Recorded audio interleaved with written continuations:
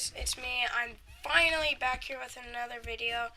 For today's video, we're gonna be reacting to 3 scary true we're gonna be reacting to scary stories. I want you guys to go follow him, and I want you guys to go follow Mr. Nightmare. Both of their channels will be in the description, and this video will be in the description. And yeah, and for this video, for my goal, I want... Don't forget to check out the video down in the description as well. This video that we're going to be reacting to as well. That's all I'm saying. And then, I want a goal. So at the end, like before June, I want 20 subscribers. Let's try to get me to 20 subscribers. And then I want 5 likes for this video. Please. And yeah, and he's also in the video. Say hi. Hi. Okay, and let's get right into it.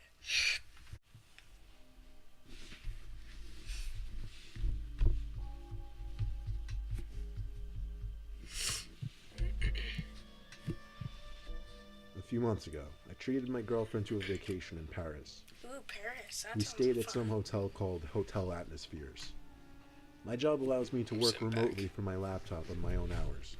So at some points during our couple days there, I would sit in the lounge of the hotel by the Wi-Fi area to get my work done. My phone started to ring. It was my girlfriend calling me. As I picked up the phone, I went to the nearby room where the coffee was and poured myself a cup. My girlfriend was calling me from the room, talking about the things we should do that day. When I walked back to the lounge area where I left my laptop, I got a sickly feeling when I realized it wasn't there anymore. I went first thing to the lady at the front desk to ask her if she'd seen anyone leave the lounge area with a laptop. She apologized and said she hadn't seen anyone. I asked her to check the cameras, to which she responded with there not being any cameras in the lounge area, and that she was also not in control of the footage that the cameras caught. She would have to get in contact with her manager, who was not working that day. She offered I submit a lost or stolen property form. I was absolutely disgusted with the service and planned on having a word with the manager the next day. I had no choice but to go back to our room and angrily vent to my girlfriend. She tried calming me down, saying there was nothing we could do about it, and that it was best we just go out and enjoy the vacation I was paying for. As angry as I was, I had to accept that she had a point. We both turned off notifications on our phones so we wouldn't be distracted, something we usually did on vacation. Then we went out and explored a great amount of the city, did a little bar hopping, then got back to our hotel late at night. It wasn't until we finally crashed into bed that I opened my phone to check for new emails and texts and such, since I couldn't do that on my laptop now. When I was going through my email, I realized every single email I'd received that day was opened. This included emails from work and a couple relatives. I started to panic because I knew how much delicate information I had in not just my email account, but my whole computer, which was signed in when I left it. I basically had all my personal information saved on that computer, including home address, phone numbers, personal pictures, passwords, credit card info, bank account info. I was a fool for leaving it unattended to for even a minute. You are an idiot. I immediately changed all the passwords to my emails and other important accounts. That didn't matter for what was about to come, though. After opening my messages app to check my texts since I hadn't been all day, I noticed text from an unknown number. It was a bunch of pictures that were saved on my computer. Bad, personal pictures that I wouldn't ever want anyone to see. Then there were pictures I didn't remember taking, pictures of a hotel hallway and a hotel door. It was our hotel door. There was also a picture of me standing at the front desk talking to the lady about my missing laptop. It was taken from behind the glass door at the entrance of the hotel. Under all of the pictures was a text saying, "I have all of your info, including your address and your current hotel room." Oh my This was sent using an untraceable phone number. Don't bother contacting the police. The rest of the message basically demanded I pay a certain amount of Bitcoin to a specific Bitcoin wallet address, or else. It literally said "or else." I'm not even fabricating this. I didn't know what else to do besides show my girlfriend the messages, as well as the embarrassing pictures. She started to panic more than me, and she honestly just made me even more tense. Oh my gosh. I left the room to go to the bathroom to think. He was asking for $1,000 worth of Bitcoin. But Holy even if I crap. paid that, I had no reassurance that this No. person wouldn't share those pictures, or keep my laptop, or do God knows whatever or else meant. I decided I wouldn't pay the ransom.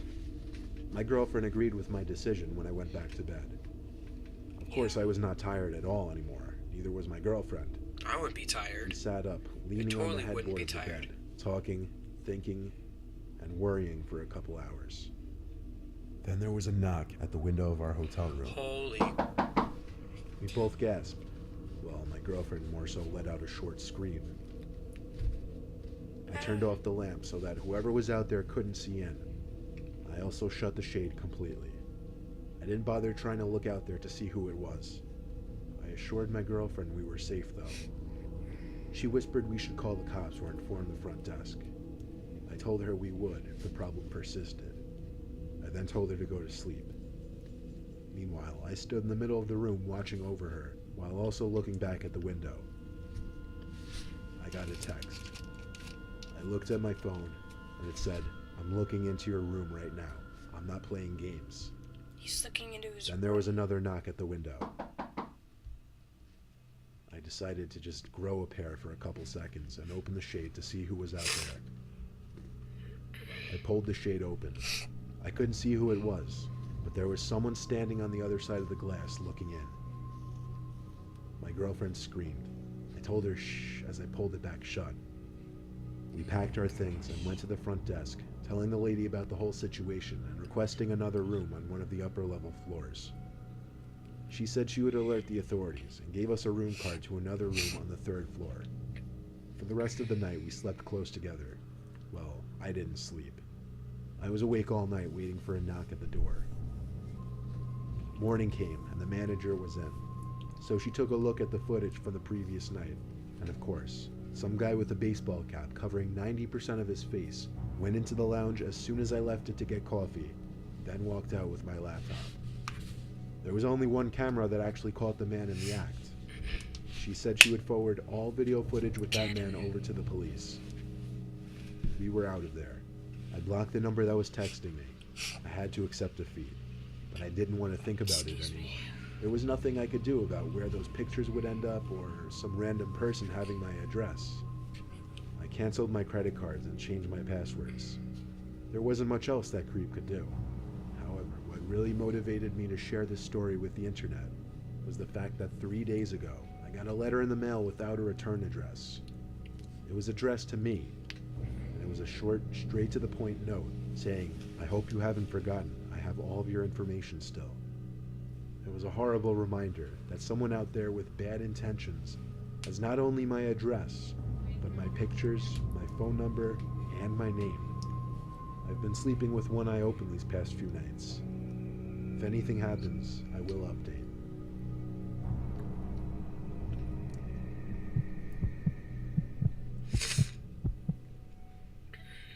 There was a time a few months ago that my good friend actually Sorry, I'm lost her phone. sniffing a lot. I I'm her didn't best explain guy this in friend, my video, so she but hit me up on her sister's I phone kinda when she had realized that already whoever noticed had really her bad. phone was It's- reading her it's like messages stuffed but not nose. I'm not responding. sick. I just got a really bad stuffed I nose. practically reprimanded her for not having a password on her phone.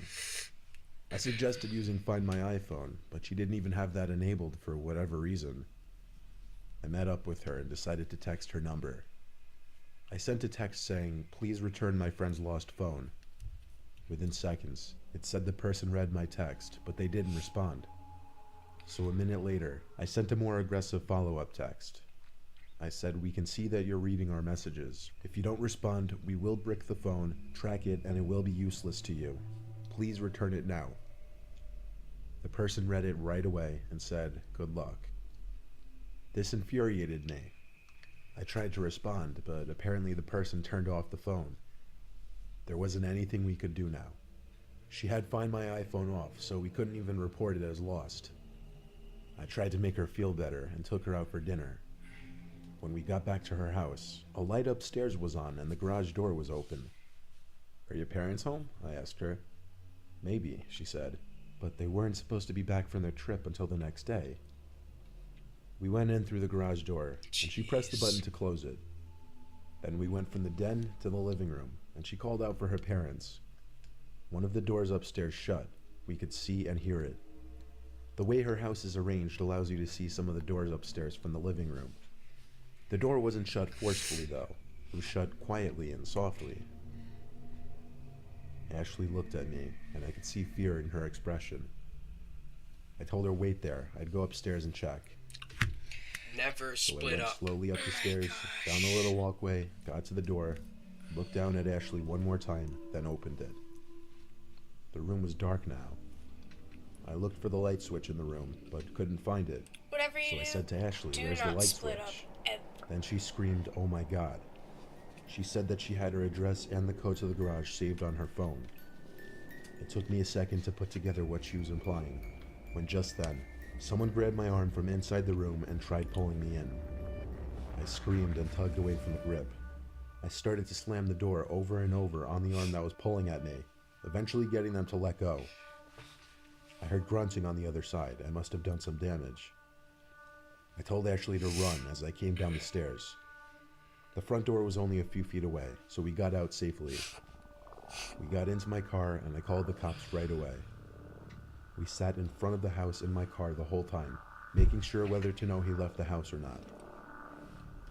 The light upstairs turned on, and 5 seconds later, whoever it was walked to the window and just stood there for a while.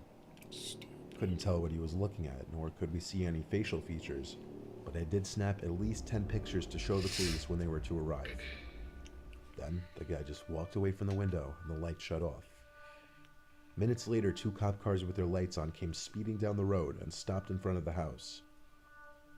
I showed them the pictures before they entered the house, and we waited in my car. The cops were in there a long time. They did a seriously thorough investigation of the house. They came back out to assure us it was safe to go back in. We thought for sure they would be able to track the phone now that it was used as part of a crime, but to our surprise, they said there really wasn't anything they could do without Find My iPhone enabled, or the phone actually being on for that matter. All they said we could and should do was change the code for the garage lock. I had to figure out how to do that for her, but still after that, I let Ashley sleep in my house that night. When her parents got back the next day, she felt a lot safer. She got a new phone the next day, and we never pursued finding her stolen phone any further. Oh, she. Wow. Oh, I forgot there was a third story. I thought there was only 2. Dang.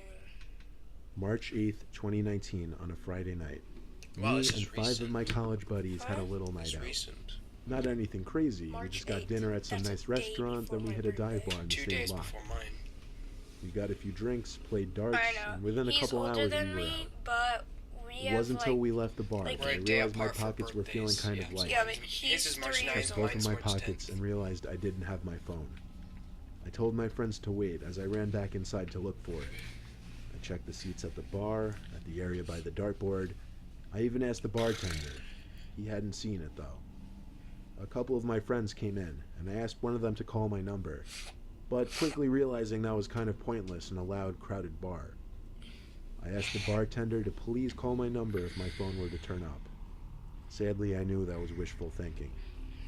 We traced back to the restaurant to check the table we Don't sat do at, that. and I asked the staff if they had any missing phones. None. So it was safe to assume my phone was taken by someone at this point. But I still remained hopeful that maybe the bar or restaurant would call me the next day. Lost his phone. That night, when I got home, I started cleaning myself up, getting ready for bed. For some reason, it took me that long to remember I could just use that Find My iPhone feature. John's iPhone. I would Oh have to my sign into iCloud on my gosh. computer to use it. But when I That's was all his name. signed in and everything, that little Of map course. came up on the screen. I was confused when the phone was showing up as right above my house. For a second I felt excited, like maybe I had the phone on me the whole time. I checked the pockets of the jeans I was wearing, but it wasn't there. I had no other pockets. And I knew 1000% I had my phone with me at some point in the restaurant. So how could it be at my house? Someone followed Maybe you. someone left it at my front door. So I went outside and checked the stoop and the mailbox. wasn't there either. Either way, it was insanely late and I was exhausted. As long as it said my phone was currently at my house, I figured I'd find it in the morning and figure out what happened. So after coming back inside the house, I did one last loop around the house, turning off all the lights and going upstairs. I sleep with the door open because I live alone. At some point, before finally climbing into bed, I heard a rattle from downstairs. Oh my gosh. It sounded like the pots and pans rack being banged into. I tiptoed downstairs. I saw that there was a light on down there somewhere. The light was leaking ever so slightly into the living room. I got to the kitchen and no one was in there, but for half a second I could see the light from my sunroom on. It turned off just as soon as I noticed it. I walked through the kitchen to the glass door that led to the adjacent sunroom. I would have to walk inside of there to turn the light on, and there was no way I was about to do that. So I just went as close to the door as possible and looked inside. I came close to screaming out loud when I could make out two figures standing in the darkness that was my sunroom. They were both standing nearly identically the same way, arms and legs kind of spaced out from their bodies to give an overall wider appearance to their stature. It seemed as though they had their backs to me, as I couldn't see their faces, only blackness, which I assumed was their hair. I ran to grab the kitchen phone to call 911. I reported a break-in, so the operator said there would be police arriving shortly. He would sneak up to the house, find the point of entry for the intruders, and apprehend them. The operator said the police would call me if they needed to, and asked me to hide in a closet and wait there until I heard the police downstairs. Then she told me to hang up and stay as quiet as possible. Waiting in that closet felt like it was taking centuries, mostly because of the tension of waiting in silence and motionlessness, expecting and dreading hearing any kind of noise. And actually, I did. I heard loud clonking footsteps coming from downstairs. They were coming up the stairs. They got louder and closer. Pretty soon they were near to the outside of the bedroom, but I never heard them enter the bedroom. I heard doors opening, doors to every room upstairs, until finally the door to the bedroom I was in opened. I balled up as little as possible in the corner of the closet, tucked under a blanket to hide myself. The closet door opened, and I felt my heart in my throat at this point. I did my best not to move, even though I felt my life flashing before my eyes. The door to the closet shut, and I heard footsteps leaving the room. Oh my gosh, footsteps. Then I heard two pairs of footsteps go downstairs. I felt it was finally safe to move and breathe. Fire. After a few minutes of silence, the next sounds I heard were the voices of police officers yelling downstairs. I jumped out from the closet and rushed down to them. They entered through the sunroom, actually, apparently the same way the intruders did. There were a total of 4 police officers in my house. The 2 intruders seemed to be gone, which was no surprise, one of the officers said. Usually the intruders would be out of the house before the cops arrived.